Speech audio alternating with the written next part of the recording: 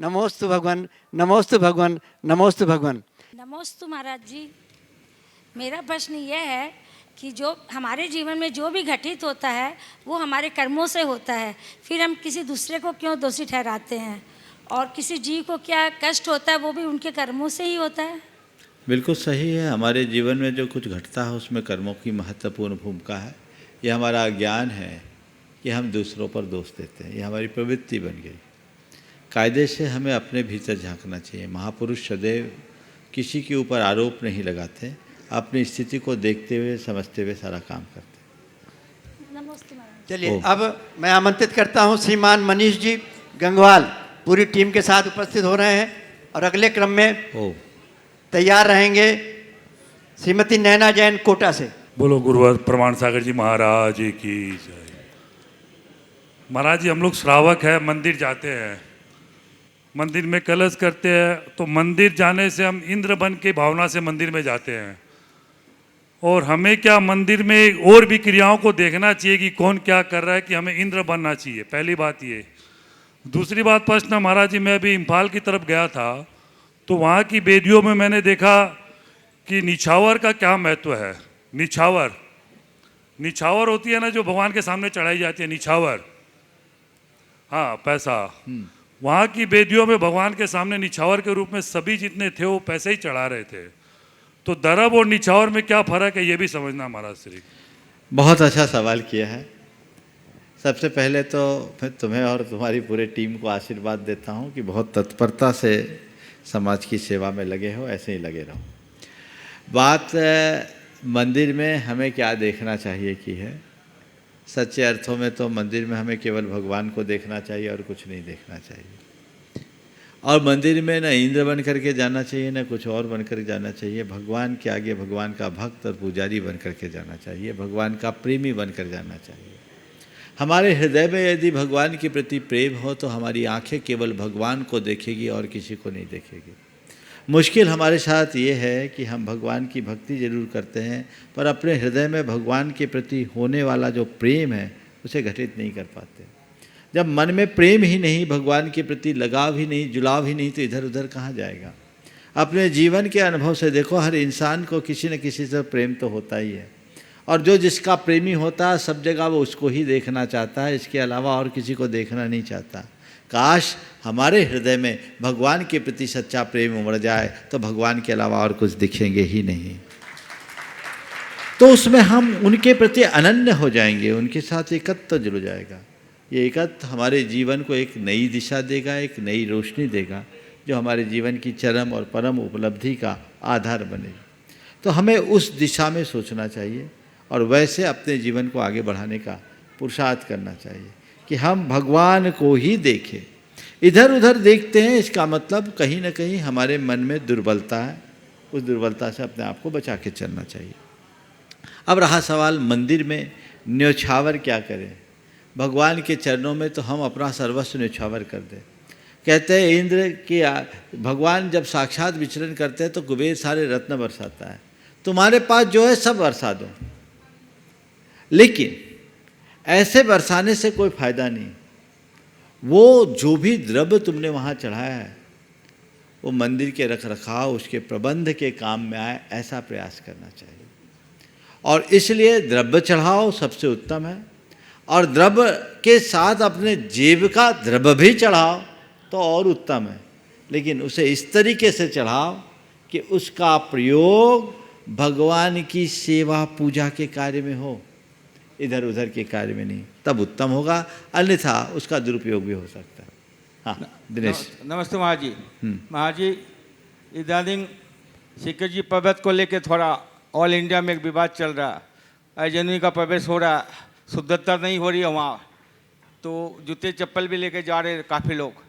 एक समन्वय कमेटी बनी है, उसमें आपका मार्गदर्शन चाहता हूँ। मैंने मार्गदर्शन आज सुबह दे दिया है, काफ़ी कुछ चर्चाएं हो गई है, बहुत जल्दी उसके परिणाम आएंगे। महाराज श्री, एक मेरा भी प्रश्न है। जैसे आजकल यूनिवर्सिटी में जैनिज्म पर स्टडी करने के लिए क्या प्रयास किया जाए, क्योंकि इस्लामिक स्टडी हो रही है, बुद्धिज्म की स्टडी हो रही है। अब मैं चाहता हूं कि अगर जैनिज्म की भी स्टडी हो तो उससे देश में जो देखिए बिल्कुल सही है। जैनिज्म की स्टडी के लिए जैनियों को ही कुछ करने की ज़रूरत है। सरकार ने तो बहुत कुछ किया, पर हम जैनियों की सबसे बड़ी नाकामी ये रही कि वहाँ आज बच्चे ही नहीं। तो मैं सभी से कहूँगा, जिन जिन यूनिवर्सिटीज़ में आज जैन दर्शन का विभाग है, जैन चेयर स्थापित है, वहाँ आप अपना एडमिशन लें और वहाँ एडमिशन लेकर के आप नियमित पढ़ाई करें, एमए की कोर्स करें। गवर्नमेंट ने सारी व्यवस्था कर रखी है, यूजीसी के द्वारा ये मान्य भी है। लेकिन कई जगह की समस्या है कि जैन दर्शन विभाग में स्टूडेंट ही नहीं मिलते। जैनियों के लिए सब रुचि है अर्थकारी विद्या के प्रति। आप उसके साथ साथ यदि एक समानांतर अपनी शिक्षा ग्रहण करते हैं तो ये जैन धर्म की अंतर्राष्ट्रीय स्तर पर प्रभावना का एक बहुत बड़ा आधार बनेगा। इस दिशा में आगे बढ़ना चाहिए। और मैं इसमें खासकर उन महिलाओं को कहूँगा जो घर बैठे अपना सारा काम करना चाहती, वे इसमें करें। आजकल लोग डबल एमए, ट्रिपल एमए करते हैं। क्या जैनिज्म के साथ आप ऐसा नहीं कर सकते? उससे दो लाभ होगा, एक आपका ज्ञान बढ़ेगा, स्वाध्याय बढ़ेगा, जैन धर्म की गहराई को जानेंगे और जैन धर्म की प्रभावना में भी आप निमित्त बन सकेंगे। नमस्ते महाराज। चलिए, अब मैं आमंत्रित कर रहा हूँ नैना जी जैन कोटा से, और अगले क्रम में तैयार रहेंगे श्रीमान अशोक जी जैन इंदौर। मेरे दोनों गुरुवर को प्राणी मात्र की तरफ से नमोस्तु नमोस्तु नमोस्तु। पूरे संघ को नमोस्तु नमोस्तु नमोस्तु। गुरुवर, मेरा प्रश्न है कि पैर की मोच और छोटी सोच आगे नहीं बढ़ने देती है, और पैर की मोच तो फिर भी 1-2 महीने में ठीक हो जाती है, छोटी सोच कब तक ठीक होती है, कैसे ठीक करें? और जब हम शिखर जी पहाड़ पे जा रहे थे तो हमारा मतलब एक्सीडेंट हो गया था, कोई टक्कर लगा दी थी ऑटो वाले ने, लेकिन हमारे दर्द तो हो रहा था, हम ऊपर टोक पे चढ़ गए, पर मतलब जैसे गदगद भाव होने चाहिए वैसे नहीं हुए। दर्शन तो कर लिए, लेकिन आज की बात है, कल। चलिए, बहुत बड़ी बात है। सबसे पहले तो आपकी इस बात में मैं सराहना करता हूँ कि चोट लगने के बाद भी आपने अपनी वंदना को नहीं छोड़ा। आपके हृदय में निश्चित वो गदगद भाव नहीं होगा, क्योंकि पीड़ा के साथ वो प्रसन्नता नहीं होती, लेकिन विपरीत परिस्थिति में की गई वंदना से दोहरा पुण्य मिलता है, इसमें कोई संशय नहीं है। आपने कहा कि पैर की मोच और छोटी सोच हमें आगे नहीं बढ़ने देती। मोच हम ठीक कर लेते, सोच को कैसे ठीक करें? कुछ नहीं करो, सोच को ठीक करने के लिए अपने विचारों में थोड़ी लोच ले आओ। समझ गए? विचारों में थोड़ी लोच आ जाए, फ्लेक्सिबिलिटी आ जाए, तो हम अपने जीवन में बहुत बड़ा बदलाव घटित कर सकते हैं और वो हमारे जीवन को एक नई ऊंचाई दे सकते। और किसी का मतलब स्वभाव ही ऐसा ही होता है तो स्वभाव बदलता है, उसके प्रति हम अपनी सोच बदल दें। ओ नमोस्तु गुरु। चलिए, श्रीमान अशोक जी जैन इंदौर से, और अगले क्रम में तैयार रहेंगे श्रीमान सुयश जी सुंघई टीकमगढ़ मध्य प्रदेश। नमस्तु गुरुदेव, नमस्तु गुरुदेव, नमस्तु गुरुदेव। गुरुदेव, मेरा प्रश्न यह है कि मेरा अभी 10-12 दिन पहले गिरनार जी जाना हुआ, तो वहाँ पर स्थितियाँ जो मैंने देखी वो बहुत विचित्र हैं। तो मेरा सिर्फ एक ये निवेदन है कि क्या ऐसा नहीं हो सकता राष्ट्रीय स्तर पर पुराने मंदिर बचाओ या पुराने तीर्थ स्थल बचाओ, ऐसी कोई कमेटी या ऐसा कोई पूरा राष्ट्रीय स्तर पर ऐसा कोई गठन हो? देखिए, हमारे देश में तीर्थ क्षेत्र कमेटी इसी के लिए है और वो काम भी कर रही है। परिस्थितियाँ अलग हैं, इनको इस तरह के मंचों के उद्बोधन से ठीक नहीं किया जा सकता। इस दिशा में काम हो रहा है। जी गुरुदेव, धन्यवाद। श्रीमान सुयश जी सिंघई टीकमगढ़ से, और अगले क्रम में तैयार रहेंगे श्रीमती रीता जी जैन भुवनेश्वर उड़ीसा। दुई महाराजों के चरणों में त्रिबार नमोस्तु नमोस्तु नमोस्तु। महाराज जी, मेरा प्रश्न है कि बंध और निदान में क्या अंतर होता है, और कभी मन में किसी चीज़ की प्राप्ति की इच्छा हो जाना और फिर उस विचार का शमन करने से क्या निर्जरा हो जाती है? बहुत अच्छा सवाल किया। बंध और निदान में तुम्हारा संबंध निदान से।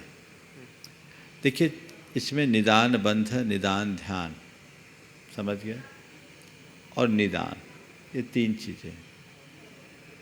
भावी भोगों की आकांक्षा का नाम निदान बंध, निदान ध्यान और निदान सल, ये 3 को पकड़ो। सामान्य अर्थ में निदान, भावी भोगों की आकांक्षा का नाम निदान। अपने भोगों के विषय में, धन वैभव के विषय में जो अनवरत हम लोग चिंतन करते हैं, वो एक प्रकार का निदान ध्यान है जो हमें कहीं न कहीं से व्याकुल करता है, परेशान करता है।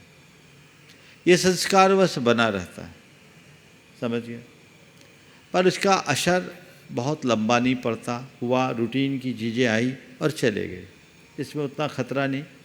जैसे आज हैं, आप आए हो शिखर जी, तो हमें कहाँ रुकना है, कैसे रुकना है, क्या खाना है, क्या पीना है, ये सारी सुविधाओं की जो चिंता। आप हैं, आपके बच्चे हैं, अब उसकी शादी करनी है और उसके बाद ये करना वो करना, ये सब चीज़ें जो रूटीन में आती है ये एक प्रकार का टेंशन, हमारे दिमाग का एक बोझ, मन की एक आतुरता जो हमें असहज करते हैं। फिर है, इसी का नाम निदान ध्यान है। अब निदान बंध है, ये क्वचित कदाचित होता है, किसी व्यक्ति के विभूति विशेष को देखकर उसे प्राप्त करने का अनुबंध है। मैं तपस्वी हूं, मेरे जीवन में कोई ऐसा प्रसंग घटा, कोई निमित्त आ गया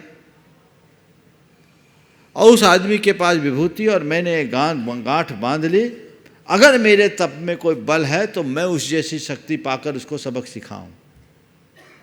यह है निदान बंध है, जो हमारा पतन कराता है। समझ गए? निदान बंध में हम अपने पुण्य को छोटा कर देते हैं। ऐसा मत सोचो कि कोई व्यक्ति के पास साधारण सा पुण्य हो गए मैं चक्रवर्ती बन जाऊं, नहीं होगा। बैंक में एफडी के अगेंस्ट लोन मिलता है, कितना मिलता है? कितना मिलता है? क्यों बैंक वाले? हाँ, 100% नहीं मिलता ना।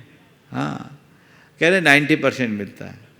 तो ऐसे ही जब कोई व्यक्ति निदान कर लेता है तो उसका पुण्य और पतला होता है, और जितना पुण्य उसको जो मिलना चाहिए उससे कम मिलता है। और तीसरा है निदान शल्य।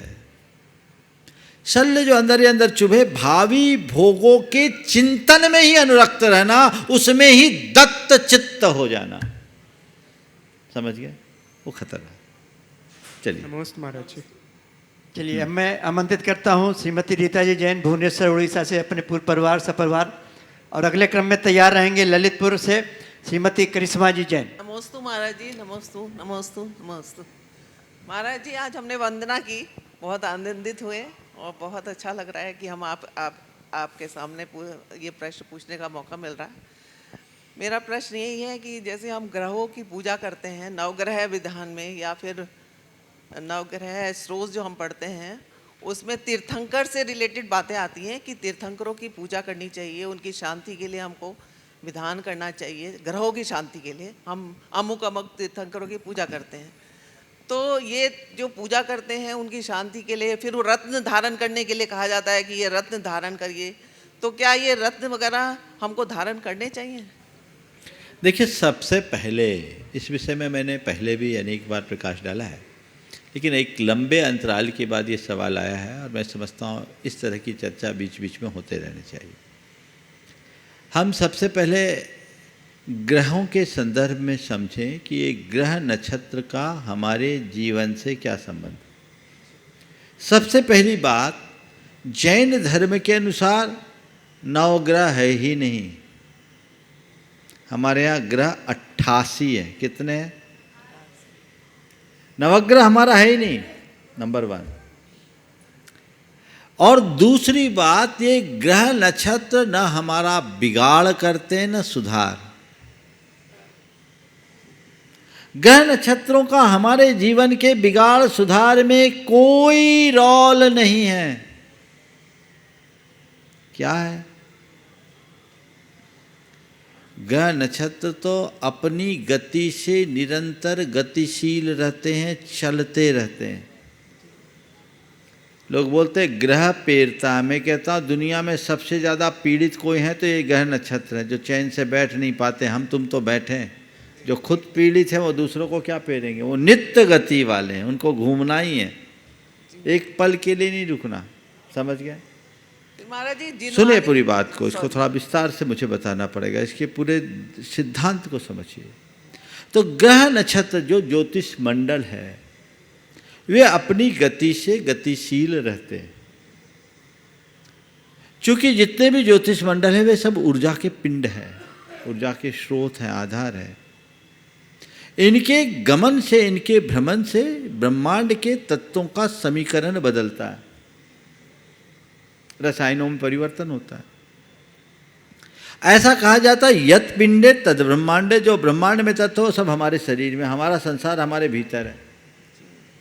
तो जितने तत्व ब्रह्मांड में वो सारे तत्व हमारे अंदर है।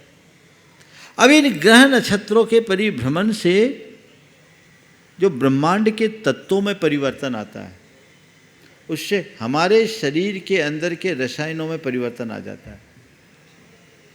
कर्मों और आत्मा का जो संबंध है वह भी रासायनिक संबंध है। तो अंदर के रसायनों में होने वाले परिवर्तन से हमारे कर्मों की दशा बदल जाती है, और कर्मों की दशा बदलने से अच्छा बुरा फल मिलता है।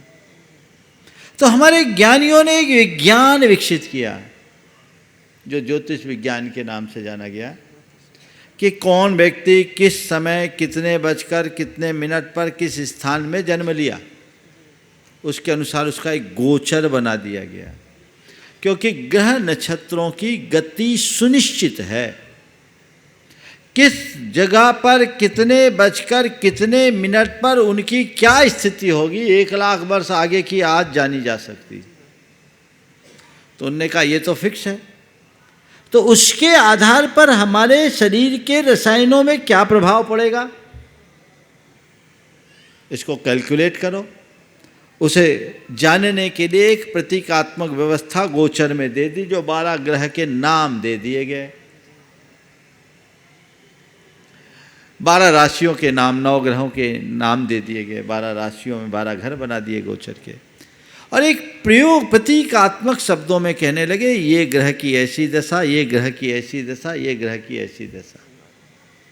अब कालांतर में क्या होने लगा, लोगों ने ग्रहों को पूजना शुरू कर दिया कि ग्रह हमारा काम कर रहे हैं। ग्रह बेचारे क्या करेंगे, ये काम तो तुम्हारे कर्मों से है। अगर ऐसी दशा में तुम अपनी भाव दशा को बदलो तो बहुत कुछ परिवर्तन किया जा सकता है, क्योंकि कर्म अपना फल द्रव्य क्षेत्र काल भाव के अनुसार देता है। ज्योतिष को जानने का मतलब यही, अध्यात्म में ज्योतिष का यही उपयोग है। लोगों ने वो प्रयोग बंद कर दिया और ढेर प्रकार के ठटकर्म जोड़ दिए, तो ग्रह नक्षत्रों की पूजा शुरू हो गई। जब ग्रह नक्षत्रों की खूब पूजा होने लगी, लोग उधर रुझान बढ़ाने लगे, इनके मंदिर बनने लगे, तो हमारे ज्ञानियों ने एक बात निकाली कि हमारे जिन मंदिरों में लोक में मान नवग्रहों को नवग्रह मानते हुए भगवान के चरणों में वंदना मुद्रा में अंकित कर दिया। 10वीं, 9वीं, 10वीं, 11वीं शताब्दी में बहुत सारी ऐसी मूर्तियां प्रतिष्ठित हुई जहां भगवान के पाद पीठ पर ये नवग्रह अंकित है, नमस्कार कर रहे हैं। उसके पीछे शिल्प के विकास के साथ एक संदेश था कि भैया कुछ भी है तो उन ग्रहों को मत पूजो, तुम जिनको पूज रहे वो इनको पूजते हैं, ताकि उधर से बचाया जाए। फिर जब लोगों का रुझान उधर कर्मकांड की तरफ बढ़ा, मध्यकाल में कर्मकांड बहुत बढ़े, तो उस कर्मकांड की तरफ जब लोगों का रुझान बढ़ने लगा तो कहा चलो नवग्रह के अरिष्ट के निवारण के लिए 24 तीर्थंकरों में से नवमांस मैत्री निकालकर कुछ भगवान को अलग अलग ग्रह शांति का आधार बना दिया कि चलो पूजना तो इनको पूजो। और अब 20वीं शताब्दी के अंत से एक और नई परंपरा चालू हो गई कि नवग्रह मंदिर ही बनने लगे। तो उसका ये चीजें ठीक नहीं है।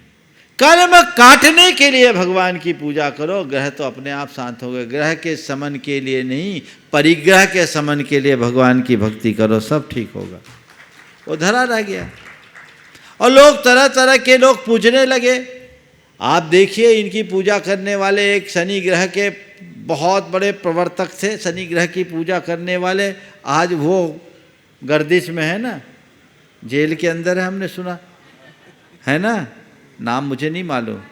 हाँ नहीं, वो एक शनि ग्रह को पूजने वाले थे, वो उनके बहुत बड़े माने जाते थे। 3-1 साल पहले उनका प्रकरण आया था। तो ये चीज़ें हैं, ये बदल गई। इसलिए इस प्रकार के अंधविश्वासों में बिल्कुल न पड़े और उसी अनुरूप अपना कार्य करें। हाँ, श्रीमती कृष्णा जी जैन, ललितपुर, उत्तर प्रदेश से। अंतिम प्रश्न आज के कार्यक्रम का। ओम। नमोस्तु महाराष्ट्री, महाराष्ट्री के चरणों में बारंबार नमोस्तु। महाराष्ट्री, मेरा प्रश्न है, अपनी आकांक्षाओं को कैसे कम किया जा सकता है? कंपैरिजन की भावनाओं को कैसे कम किया जा सकता है? थोड़े दिन भावना योग करो, धीरे धीरे सब ठीक हो जाएगा। हम अपनी आकांक्षाओं को तभी कम कर पाएंगे जब हम अपने अंदर संतोष के संस्कार जगाएंगे, और जितना जितना हमारा संतोष का संस्कार जगेगा, हम धीरे धीरे इन सब चीज़ों से उपरत हो पाएंगे और अपने जीवन का पथ प्रशस्त कर सकेंगे। तो हमें चाहिए, हमारे लिए क्या आवश्यक है, कितना अनावश्यक है, इनके बारे में हम बार बार विचार करें। आवश्यक और अनावश्यक का जब हम विचार करेंगे तो हमारी स्थितियाँ बिल्कुल ठीक बन जाएगी। और आकांक्षाओं पर नियंत्रण लाने के लिए एक और बड़ा सरल सा रास्ता है, उनके संपर्क में रहो जिनकी इच्छाएं सीमित हैं, उनके संपर्क में मत रहो जिनकी आकांक्षाएं प्रबल हैं। हम जैसे लोगों के बीच रहेंगे, हमारी सोच वैसी बन जाएगी। इसलिए हम अच्छों की सोच बीच रहें, अच्छी सोच रखें, ताकि अच्छा परिणाम आ सके और अपने जीवन में बेहतरी घटित कर सके। सुश्री लब्धि जैन हजारीबाग से। नमस्ते महाराज जी, मेरा प्रश्न यह है कि कई लोग धर्म तो करते हैं पर उसकी गहराई तक नहीं जाते, जो उन्हें बताया जाता है कि ऐसे करना चाहिए, बस वही कर लेते हैं। तो महाराज जी, धर्म को इस तरह दिखावा की तरह करना क्या सही है? बिल्कुल धर्म को दिखावा की तरह नहीं करना चाहिए, गहराई में उतर कर करना चाहिए। और गहराई में वो उतर पाते हैं जिनके हृदय में धर्म का ज्ञान हो। कदाचित धर्म का ज्ञान न भी हो तो धर्म के प्रति श्रद्धा हो। अगर हम श्रद्धा से भर करके कोई काम करेंगे तो हमें उसका पूरा फल मिलेगा। दिखावा के लिए धर्म नहीं करना चाहिए, धर्म जीवन को बदलने के लिए करना चाहिए। नमस्ते महाराज जी। अब आ रहे हैं श्रीमती पायल सेठी हजारीबाग, और अगले क्रम में तैयार रहेंगे श्रीमती नीतू जैन जबलपुर। नमोस्तु महाराज जी। महाराज श्री, वक्त भी सिखाता है और गुरु भी सिखाते हैं, दोनों में क्या फर्क होता है? वक्त समय पर सिखाता है और गुरु समय से पहले सिखाता है। समझ गए? वक्त ठोकर खाने के बाद सिखाता है और गुरु ठोकर के पहले ही सिखा देते हैं। चलो नमोस्तु महाराज। हाँ बोलिए। श्रीमती नीतू जैन जबलपुर। नीतू नहीं, नीलू। नीलू जैन। हाँ। और अगले क्रम में श्रीमती सेनू जैन दिल्ली से। मुनिदय के चरणों में शत शत नमोस्तु। हे भगवान, मेरी शंका ये है कि समय सबसे बड़ी निधि है, उसे इन्वेस्ट करें या खर्च करें? यदि इन्वेस्ट करें तो कैसे करें और खर्च करें तो कैसे करें? गुरुवर, मुझे समाधान दे करके अनुग्रहित कीजिए। नमोस्तु महाराज। समय निधि है, ना उसे इन्वेस्ट करें ना उससे खर्च वेस्ट करें, अपितु समय का सही उपयोग करें, यूज करें। और सच्चे अर्थों में समय का सही प्रबंधन ही समय का सबसे अच्छा उपयोग है। समय को इन्वेस्ट नहीं किया जाता, समय को सही प्रयोग करके अपने इंटरेस्ट को पूरा किया जा सकता है। सेनू जैन दिल्ली। और अगले क्रम में मैं आमंत्रित कर रहा हूँ गुणायतन के ट्रस्टी श्रीमान संजय जी जैन सुंदर विहार दिल्ली। नमोस्तु महाराज श्री। महाराज श्री, भगवत गीता में कोट लिखा है कि कुछ भी प्री डिटरमाइन नहीं होता है, ना कि हमारा मृत्यु भी। भगवत गीता में कोट लिखा है कि नथिंग इज प्री डिटरमाइन, पहले से कुछ भी प्री डिटरमाइन नहीं होता है, हमारा मृत्यु भी नहीं। सब कुछ हमारे द्वारा ही क्रिएट होता है, लेकिन ज़्यादातर वो अनकॉन्शियसली होता है। तो महाराज श्री, इससे हमारे जीवन में क्या प्रभाव पड़ता है? देखिए, बात यथार्थ है, इसे हम गहराई से समझे तो वस्तु के स्वरूप को जान सकते हैं। चीज़ें पहले से निश्चित नहीं होती, चीज़ें संयोगों के ऊपर निर्भर करती हैं। संयोग अनेक प्रकार के कारणों को जन्म देते हैं, उन कारण के अनुरूप कार्य होता है। इसलिए हमें एक ही बात सीखना चाहिए, हमारे हाथ में जो है वो हम करें, परिणाम जो आए उसे सहज रूप से स्वीकार करें। माननीय ट्रस्टी हमारे श्रीमान संजय जी जैन सुंदर विहार दिल्ली। और अगले क्रम में मैं आमंत्रित करता हूं सादर श्रीमान प्रदीप जी जैन ट्रस्टी सुंदर विहार दिल्ली। महाराज श्री, हमें जो व्यवहार सम्यक दर्शन है वो निश्चय सम्यक दर्शन की ओर कैसे ले जाता है? बहुत अच्छी बात की। व्यवहार सम्यक दर्शन निश्चय सम्यक दर्शन की ओर कैसे ले जाता है? चूँकि आपका सवाल सैद्धांतिक है, इसका उत्तर देने से पहले मुझे व्यवहार और निश्चय सम्यक दर्शन को बताना जरूरी हो जाएगा, ताकि आम जन इसे जान सके। सम्यक दर्शन का मतलब है सच्चा श्रद्धान, और जब हम अपने हृदय में बलवान श्रद्धान बनाएंगे तभी अपने जीवन का कल्याण कर पाएंगे। तो हमारे अंदर की जो श्रद्धा होती है वो दो तरह की होती है। एक वह श्रद्धा जो केवल श्रद्धा तक सीमित होती है, और एक वह श्रद्धा जो हमारे आचरण में ढल जाती है। जो श्रद्धा केवल श्रद्धा तक है उसको बोलते हैं हम व्यवहार, और जो श्रद्धा हमारे आचरण में आ जाती है उसका नाम है निश्चय, जो हमें उसकी अनुभूति भी करा दे। तो जो अनुभूति कराए वो सम्यक दर्शन, निश्चय सम्यक दर्शन होता है। तो व्यवहार और निश्चय सम्यक दर्शन के लिए हम अगर उदाहरण से कहें तो दोनों में अंतर है। एक वो जिसकी आस्था और आचरण में एक रूपता है, और दूसरी वो जहाँ आस्था अलग हो और आचरण भिन्न। जैसे सिगरेट में जहर है, ये हर सिगरेट पे लिखा रहता है, हर गुटखे पे लिखा रहता है इंजीरियस फॉर हेल्थ, इसके सेवन से कैंसर भी हो सकता है। उसका सेवन करने वाला व्यक्ति भी जानता है, पर वो कहता है क्या करूं, छूटती नहीं, जान रहा है जहर। लेकिन दूसरा है साइनाइड। अगर किसी व्यक्ति से कहा जाए कि ये साइनाइड है, इसका टेस्ट बता दो, तुम्हें 10 लाख देंगे, वो कहेगा माफ़ करो, मैं बताने लायक ही नहीं बचूंगा, क्योंकि मुझे पता है साइनाइड को हमने जीभ में टच किया और मामला गड़बड़ हुआ, है ना। तो ऐसे ही विषयों के प्रति दो तरह की श्रद्धा होती है, एक सिगरेट जैसी और एक साइनाइड जैसी। सिगरेट जैसी जो श्रद्धा है वहाँ हमारी श्रद्धा और आचरण में भिन्नता दिखती है, और साइनाइड जैसी जो श्रद्धा है वहाँ श्रद्धा और आचरण में एक रूपता दिखती है। तो हमें उत्तर भूमिका है जो निश्चय की है, वहाँ तक पहुँचने के लिए हमें व्यवहार में आना पड़ता है। तो पहले हमारी श्रद्धा जमती है, और उस श्रद्धा को जब हम प्रगाढ़ बनाते हैं तो आचरण में एक रूपता होती है। आपने पूछा है ये व्यवहार सम्यक दर्शन, निश्चय सम्यक दर्शन का कारण कैसे बनता है।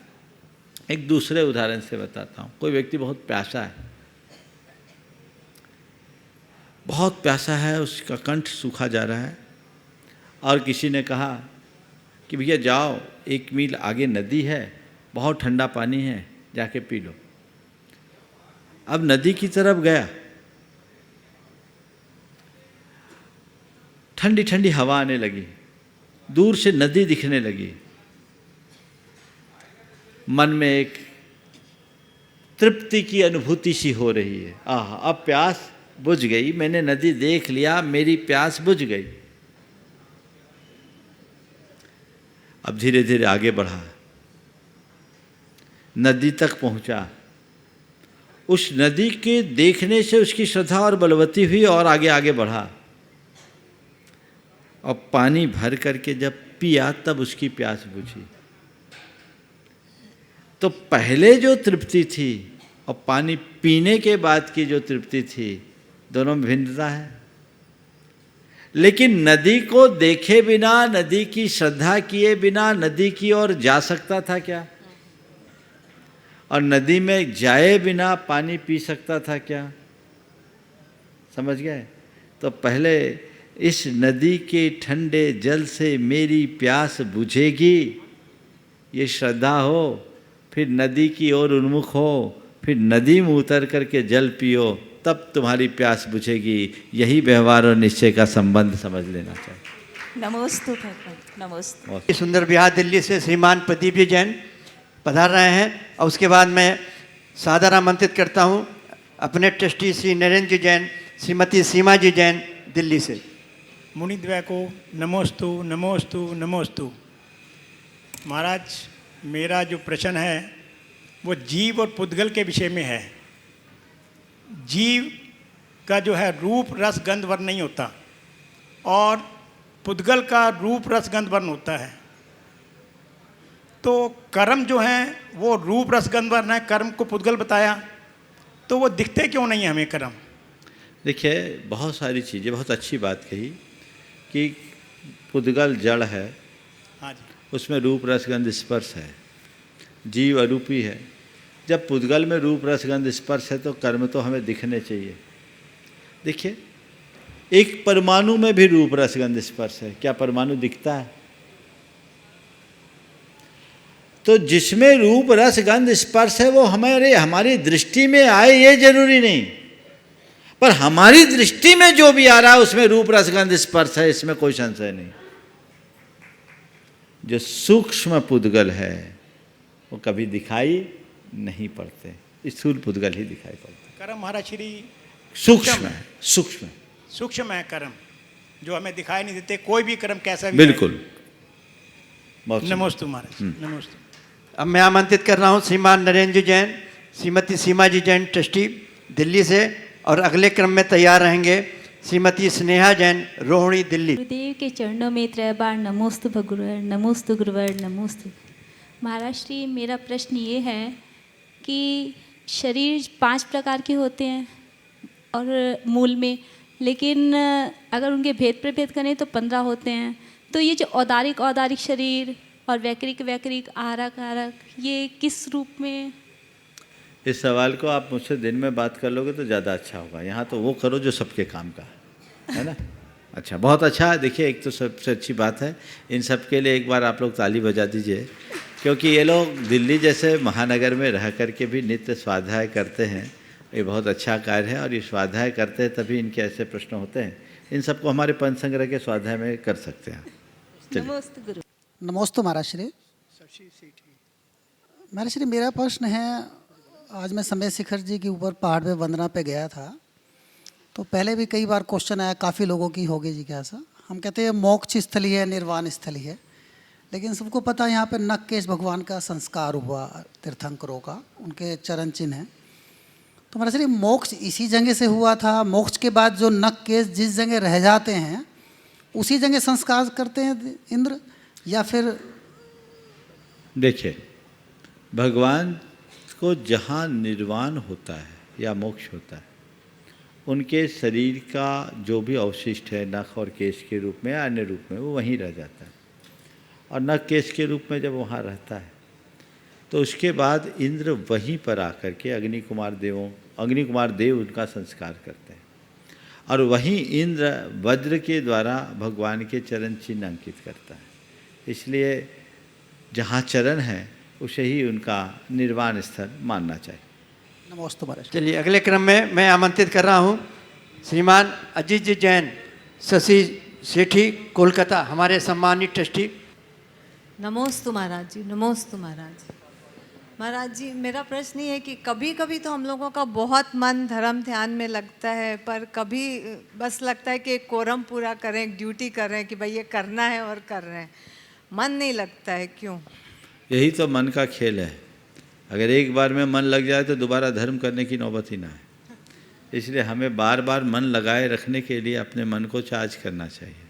और चार्ज कहाँ होगा? जहाँ चार्जिंग पॉइंट है, समझ गए? इसलिए जब मन उछटने लगे तो एक बार अपने मन को रिचार्ज कर लो। नमोस्तु महाराज। रूप जी जैन, सीकरी, राजस्थान से, और अगले क्रम में तैयार रहेंगे श्रीमती चित्रा जी जैन, रांची। महाराज श्री, नमोस्तु नमोस्तु नमोस्तु। महाराज श्री, मेरा एक प्रश्न है, जब बाहर जाते हैं कहीं यात्रा पे तो वहाँ बोली लग के अभिषेक और शांति धारा होती है, तो बोली लग के यदि पुण्य लाभ है या बगैर बोली के जो जाते हैं उनके लिए? देखिए, अभिषेक शांति धारा आदि की पुण्य की क्रियाएँ हैं। अगर उसमें बोली लगती है तो बोली में आप क्या करते हैं? दान देते हैं, तो उसमें पुण्य आपका दोहरा हो जाएगा, अभिषेक शांति धारा करने का भी और दान देने का भी। इसलिए गृहस्थ को अपने दोनों कर्म अपनी शक्ति के अनुसार करना चाहिए। चलिए, अब साधारण आमंत्रित हैं नीलेश जी जैन, इंदौर। मुनि श्री प्रमाण सागर जी महाराज की जय, अरह सागर जी महाराज की जय। महाराज श्री, निवराण कांड में कोटि शिला आता है, उसको कोल्वा पहाड़ को माना जाए कि किसको माना जाए इसका? देखिए, कोटि शिला कोल्वा पहाड़ के विषय में कहा जाता है, पर अभी ये पूरी तरह चिन्हित नहीं। और निर्यापक पद का क्या अर्थ है? निर्यापक के विषय में यही कहा जाता है, निर्यापक संघ में ही गुरु के अलावा जो शिक्षा देते हैं उनका नाम निर्यापक होता है, जो संघ को नमोस्तु महाराज। एक दायित्व तो विशेष होता है। नीलेश जी जैन, इंदौर, और अगले क्रम में तैयार रहेंगे श्री विकास जी जैन, प्रयागराज। नमोस्तु महाराज जी, नमोस्तु नमोस्तु नमोस्तु। महाराज जी, मेरी शंका ये है कि जैसे मैं पालगंज मंदिर अभी गया था और वहाँ दान के लिए तो वो बोल रहे थे, पर पर किसी भी प्रकार की रसीद देने से इनकार कर रहे थे, बोले हमारे पास रसीद नहीं है। ऐसी स्थिति कई बार किसी और भी मंदिर में बन जाती है, तो शंका पैदा होती है, संशय पैदा होता है। तो उस समय, उस स्थिति में हम लोगों को क्या करना चाहिए? देखिए, जहाँ कहीं भी अगर ऐसी कोई अव्यवस्था दिखती तो वहाँ दान नहीं देना चाहिए, क्योंकि वहाँ आपके दान के दुरुपयोग की संभावना है। इसे दान वहीं करें जहाँ उसका सदुपयोग हो, कहीं हो, बल्कि वहाँ का आप उनको सुझाव पुस्तिका उपलब्ध में देखना चाहिए, उसमें लिखना चाहिए कि हम यहाँ दान देने को इच्छुक थे, लेकिन यहाँ रसीद न होने के कारण हम दान न दे पाए। कृपया दान के लिए रसीद की व्यवस्था करें, ताकि उसके प्रबंधकों तक वो बात जाए और इसको ठीक किया जा सके। नमोस्तु महाराज। श्री विकास जी, बबीता जी जैन प्रयागराज से, और अगले क्रम में तैयार रहेंगे श्रीमती प्रेमलता जी जैन जबलपुर।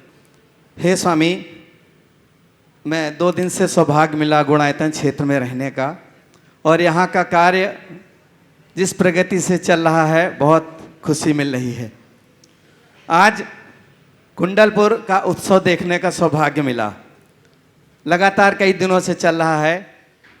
तो एक मन में ये जिज्ञासा उठी कि गुणायतन भी जो जन जन का आस्था का केंद्र बन चुका है, उस क्षेत्र में पंचकल्याणक के रूप में ये भव्य उत्सव हम सबको देखने का सौभाग्य कब मिलेगा, ऐसी सौभाग्य कब मिलेगा, ऐसा हमारी सबकी जिज्ञासा है। कृपया समाधान दें। नमोस्तु। बिल्कुल मिलेगा, और समय पर मिलेगा, बहुत अच्छा मिलेगा। चलो। नमोस्तु स्वामी। नमस्ते महाराज जी, दोनों महाराज जी। महाराज जी, हमारा ये कैसा है कि हम 30 साल पहले मेरा ऑपरेशन हुआ था कैंसर का, लेकिन महाराज जी वो हम भक्तामर विधान रोज भक्तामर पाठ रोज पढ़ते हैं, उसमें कुछ गलती हो जाती क्योंकि आँख की नस कर गई, तो क्या मेरे को पाप लगता है? कुछ नहीं लगता, भगवान से क्षमा मांग लो। बिन जाने वा जानते रहे टूट जो कोई, तुम प्रसादते परम गुरु सो सब पूर्ण। नमस्ते। चलिए। ओ, श्रीमती प्रेमलता जी जबलपुर से। द्वय महाराज जी के चरणों में त्रय बार नमोस्तु नमोस्तु नमोस्तु। महाराज जी, आज आपके आशीर्वाद से मैं शिखर जी पहाड़ पे चढ़ गई थी, किंतु डोली से गई थी, और साथ में थोड़ा चलना भी पड़ा। वहाँ जाके मैंने एक चीज़ देखी, पारसनाथ की चौक पे बहुत सारे अदर कास्ट के लड़के लड़कियाँ अपनी वहाँ रंगरेलियाँ मना रहे थे और है ना हंस रहे थे, वहाँ पूजा हो रही थी। तो ये देख के बहुत बुरा लगा। और साथ में भी मैंने एक उक्ति पढ़ी वहाँ, ज्ञान का घमंड नहीं होना चाहिए और घमंड का ज्ञान जरूर होना चाहिए। इसका मतलब क्या है, समाधान कीजिए। देखिए, पर्वत पर जो भी इस तरह की बातें हैं, इसके नियंत्रण के लिए सारी रूपरेखा बन रही है और बहुत जल्दी उसको किया जाएगा। यहाँ के सारी कमेटियाँ इसके लिए बहुत तत्परता से काम कर रही है। आज भी चर्चाएं हुई है, और मैं सभी से यही कहूँगा कि ये जो भी नियमावली आज सुनिश्चित आप सब लोगों ने की है, इसे जल्दी जल्दी क्रियान्वित करें ताकि इस अव्यवस्था को रोका जाए। और ये बात सही है, ज्ञान का घमंड नहीं हो पर घमंड का ज्ञान हो। जिसको घमंड का ज्ञान हो जाएगा उसका कल्याण होगा। नमस्ते महाराज जी, नमस्ते नमस्ते। दिमीरा कोटा से आ रहे हैं अपने प्रश्न के साथ, और अगले क्रम में मैं सादर आमंत्रित करता हूं हमारे गुणायतन के कोषाध्यक्ष सम्माननीय श्रीमान एनएल जैन साहब। महाराज श्री के चरणों में सादर नमोस्तु नमोस्तु नमोस्तु। महाराज श्री, मेरा प्रश्न ये है कि मंदिर की घंटी में और अलार्म की घंटी में क्या अंतर होता है, और हम मंदिर की घंटी क्यों बजानी चाहिए? बहुत अच्छा। मंदिर की घंटी और अलार्म की घंटी में अंतर, अलार्म की घंटी हमारी नींद तोड़ता है, समझ गए। अलार्म की घंटी हमें नींद से जगाती है, और मंदिर की घंटी हमें मोह से जगाती है, समझ गए। महाराज श्री के चरणों में नमोस्तु नमोस्तु नमोस्तु। महाराज श्री, मेरी जिज्ञासा यह है कि त्रासदी यह नहीं है कि हम हमारे लक्ष्यों तक नहीं पहुंच पाए, अपितु त्रासदी तो जीवन के लिए लक्ष्य ही ना होने में है। तो हे गुरुवर, कृपया हमें बताइए कि जीवन में सफलता प्राप्त करने के लिए हमें किस प्रकार के लक्ष्यों का निर्धारण करना चाहिए। बहुत अच्छा सवाल किया है त्रासदी, और बहुत अच्छा वाक्य कहा। त्रासदी यह नहीं कि हम लक्ष्य तक नहीं पहुंच पाए, सबसे बड़ी त्रासदी तो यह है कि हम अपना लक्ष्य ही नहीं बना पाए। आपने पूछा है जीवन की सफलता में के लिए हम अपने लक्ष्य का निर्धारण कैसे करें और उसके लिए क्या करें। देखिए, हर व्यक्ति को अपने जीवन का लक्ष्य बनाना चाहिए और बृहत्तर लक्ष्य बनाना चाहिए, और उस लक्ष्य की पूर्ति के लिए उसे सतत प्रयत्नशील रहना चाहिए। लेकिन एक साथ किसी बड़े लक्ष्य की पूर्ति नहीं हो सकती। अनेक हमें जैसे आज एक उदाहरण आपको देता हूँ, ये पहाड़ चढ़ने का आप लोग लक्ष्य लेकर आए। अगर किसी से कहो 27 किलोमीटर की यात्रा है, तो हो सकता है साधारण आदमी के हाथ पांव ढीले पड़ने लगे, खासकर वो लोग जो शारीरिक रूप से अपने आप को कहीं अनफिट महसूस करते हैं, उनके हाथ पांव ढीले पड़ सकते हैं कि क्या होगा, कैसे होगा। लेकिन कोई व्यक्ति चले तो चलो भाई हमको शिखर जी तक चढ़ना है, तो पहले कहाँ तक चले, चलो यहाँ से हम चलते हैं तो कलीकुंड तक चल लें, फिर आगे बढ़े तो काठपुल तक चल लें, फिर चले तो चले गंधर नाला तक चल लें, फिर चले तो कहें सीढ़ी बेरा तक चल लें, फिर शीतल नाला तक चल लें, फिर चले तो चोपड़ा कुंड तक, फिर गंधर टोंक तक, फिर एक एक टोंक चढ़ दें। तो ये एक बड़े लक्ष्य को अनेक छोटे लक्ष्यों में बांटें जो उससे लिंक्ड हो, और स्टेप बाय स्टेप चलना शुरू करें, तो एक एक करके हम हजारों मील की यात्रा करने में समर्थ हो सकते हैं, बशर्ते हमारा लक्ष्य पक्का हो, उसके प्रति दृढ़ता हो, हम सतत लगनशील होकर आगे बढ़ सकते। हम कोटा राजस्थान से आए महाराज जी। महाराज जी मेरा निवेदन है, जैसे आज हम वंदना के लिए गए थे तो हर टोक पे बहुत बंदर थे। उसकी चर्चा हो रही है, बहुत जल्दी इसका समाधान। मैं ये पूछना चाहती हूँ कि महाराज जी इन प्राणियों का भी कोई पुण्य है क्या कि ये ऐसे पवित्र स्थान पे जो ये आदिवासी लोग है या जो ये जानवर है, बंदर है, ये लोग यहाँ पर रहते हैं, तो इनका भी कोई पुण्य है क्या? अगर उनके अंदर श्रद्धा है तो समझना पुण्य ही है, और नहीं भी है तो पुण्य कमा रहे हैं। नमोस्तु महाराज जी, नमोस्तु महाराज जी। अब हमारे गुणायतन के कोषाध्यक्ष सम्माननीय श्रीमान NL जैन साहब अपने प्रश्न के साथ उपस्थित हैं, और अब मैं अगले क्रम में अनुरोध करूंगा हमारे गुणायतन के CEO श्रीमान सुभाष जी, श्रीमती पूनम जी अपने प्रश्न के साथ आएंगे। नमोस्तु महाराज श्री। हाँ महाराज जी, जीवन में सब कुछ परिवर्तनशील है और परिस्थितियां भी सब कहते हैं कि परिस्थितियां स्थायी नहीं होती।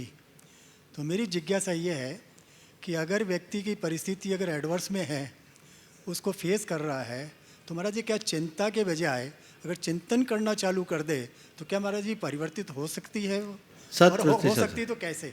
100% हो सकती। परिस्थितियाँ चिंता से नहीं बदलती, चिंतन से जरूर बदलती है। और आपने बिल्कुल सही कहा कि सब कुछ परिवर्तनशील है, और परिवर्तन के इस क्रम में हमारे सामने उपस्थित होने वाली परिस्थितियाँ भी हैं। तो हमारे सामने जैसी परिस्थितियाँ होती वैसा हमारा जीवन बनता है। परिस्थितियाँ जैसी होती रहे, हम उन्हें बदल नहीं सकते।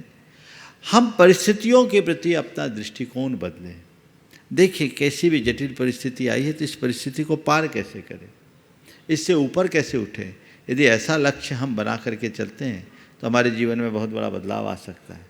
तो परिस्थितियों को बदलने के लिए व्यक्ति को अपने आप को मानसिक रूप से परिस्थितियों को फेस करने के लिए, परिस्थितियों का सामना करने के लिए व्यक्ति को मानसिक रूप से अपने आप को तैयार करना पड़ेगा।